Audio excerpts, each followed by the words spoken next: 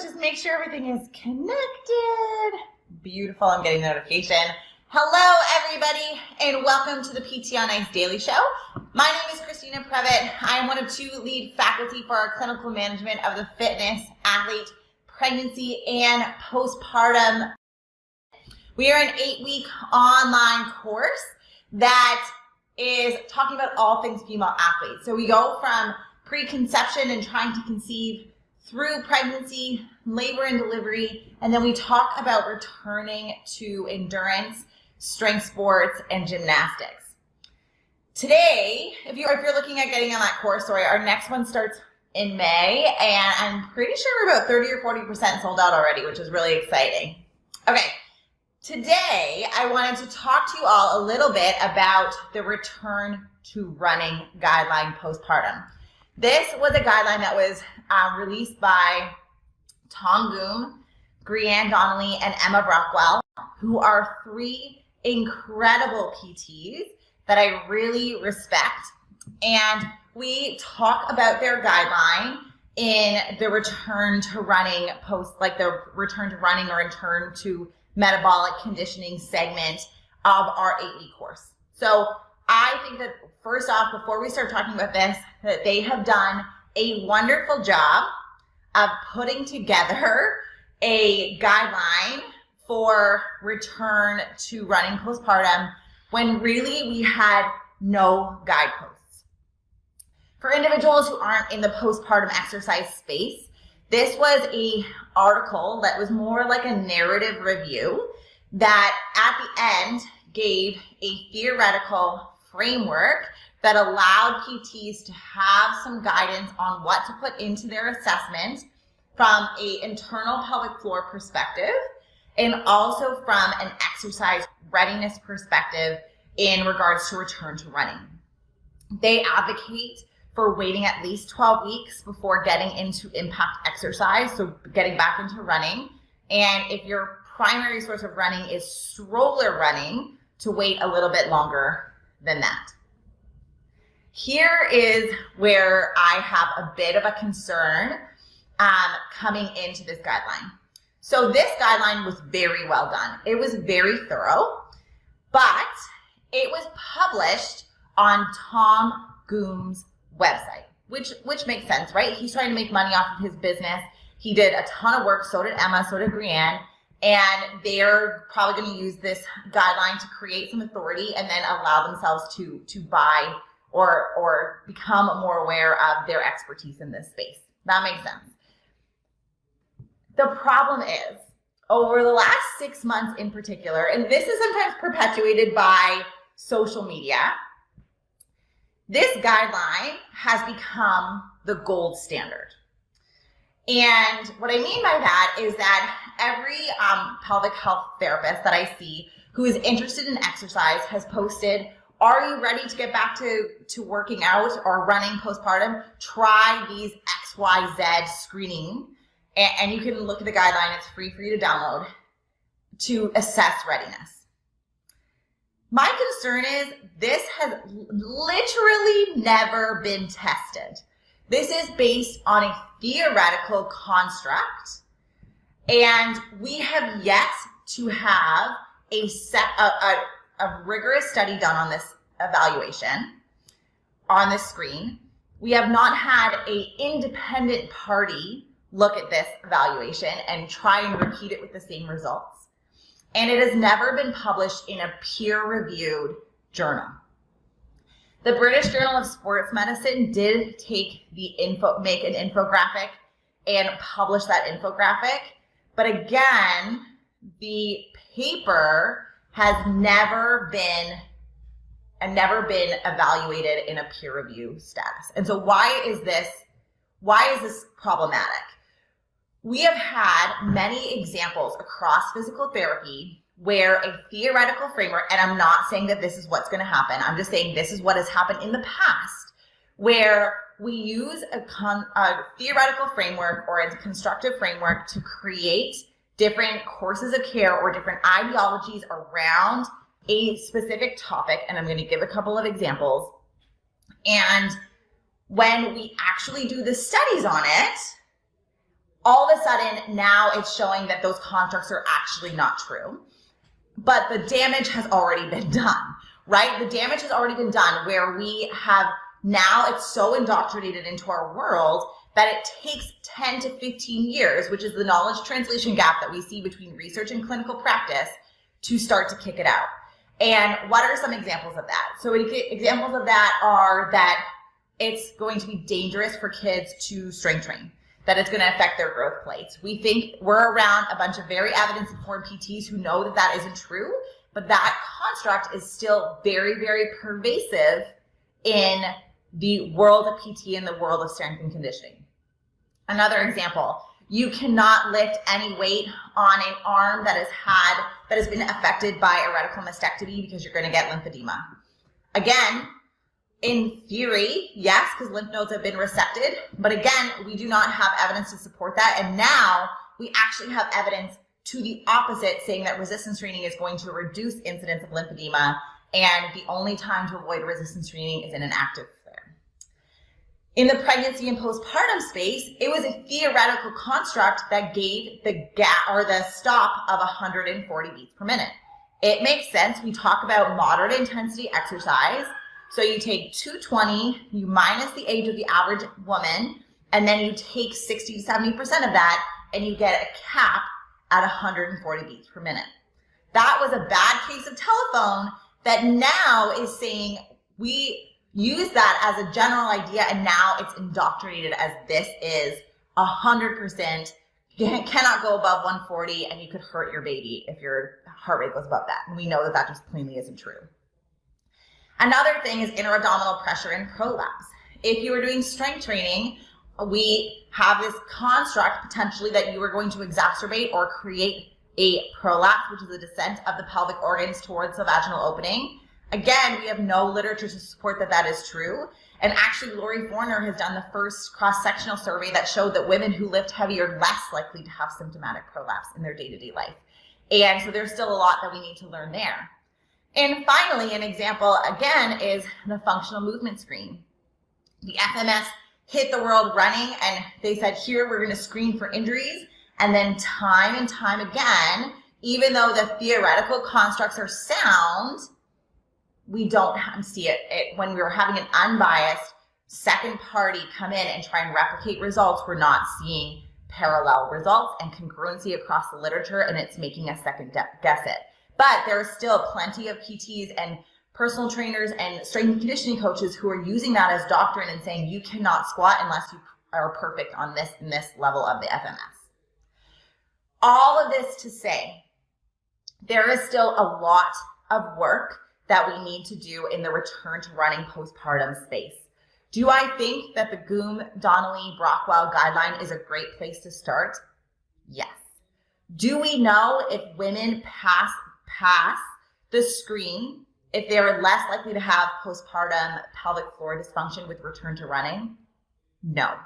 Do we know the sensitivity and specificity of a pass versus fail on risk of developing pelvic floor dysfunctions with return to running?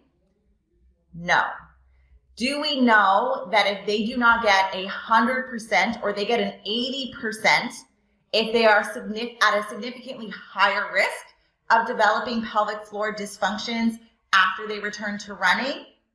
No, we do not know any of these questions because it has yet to be studied, which means use it as a guidepost, but do not make this a gold standard until we have the data to back it up. It is nice to have somewhere to start and not have to say it depends. But if you read the guideline, it still says it depends on so many different things.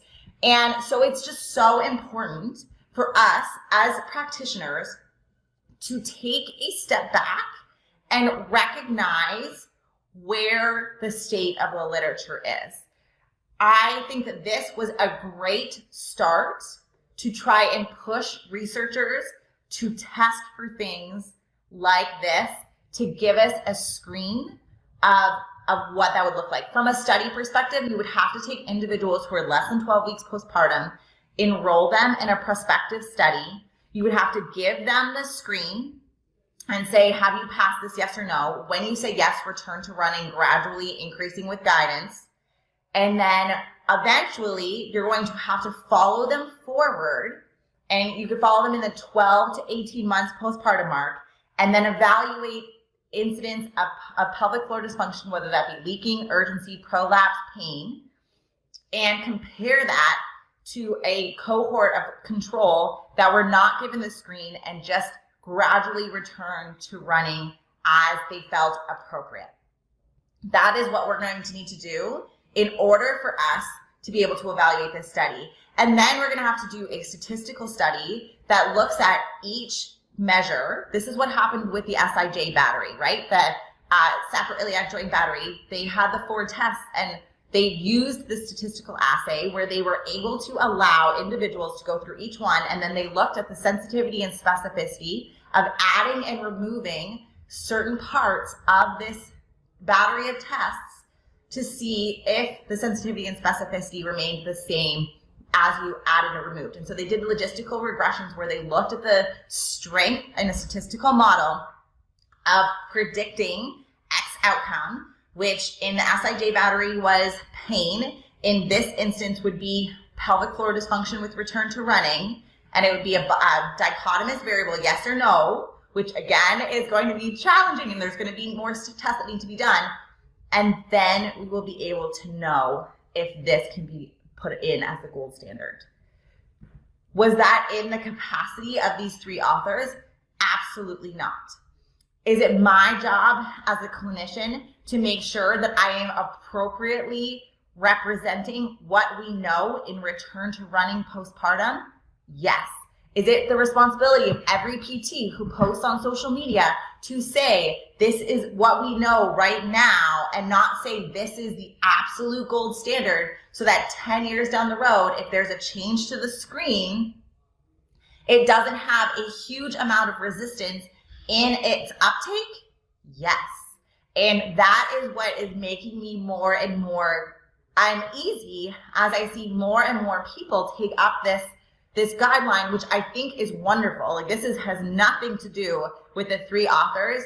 I think it's just so important that we interpret their findings and use their screens with caution. If I have an athlete who passes 9 out of the 10 and they're off by 1 rep, does that mean that all of a sudden I say, no, they can't return to running? If we use that as the absolute screen, yes, no, then technically that should be exactly what you do. That isn't what I'm going to get my athletes to do. I'm going to work on whatever level of that screen they're slightly deficient on as I gradually get them back to running, because they are a runner and they want to run. If they fail 5 of them, am I going to say maybe you're not ready? Possibly. But again, there's this sliding scale of gray because we don't know around how statistically accurate or how prognostic this screen is yet to downstream effects. And so again, we just need to be so careful in how we interpret things that we see online. And it's hard sometimes because now, especially with the world of social media, this is where most of our consumers, our clients, are receiving information. This is where most clinicians that are not in the research world are getting ideas around what is going on in the research.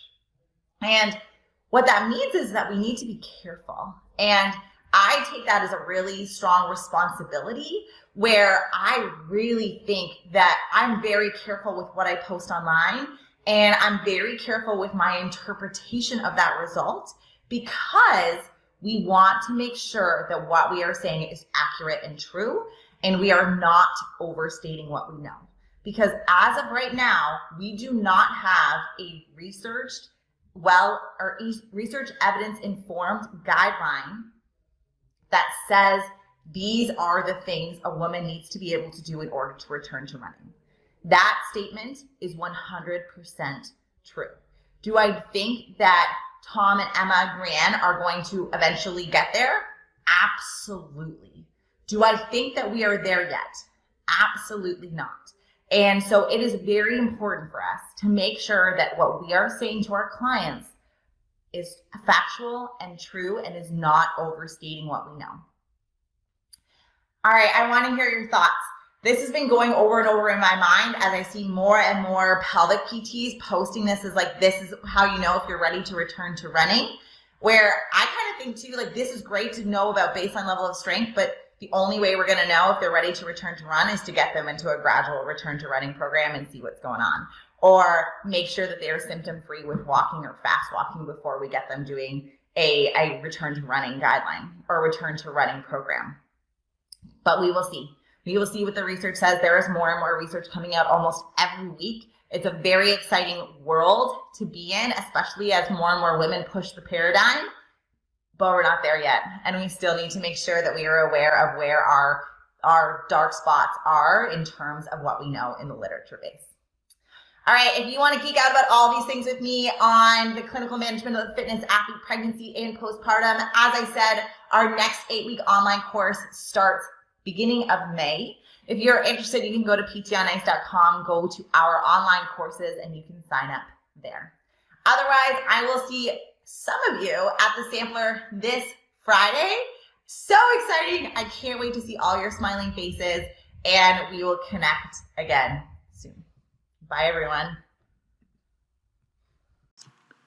Hey, thanks for tuning in to the PT on Ice Daily Show. If you enjoyed this content, head on over to iTunes and leave us a review. And be sure to check us out on Facebook and Instagram at the Institute of Clinical Excellence.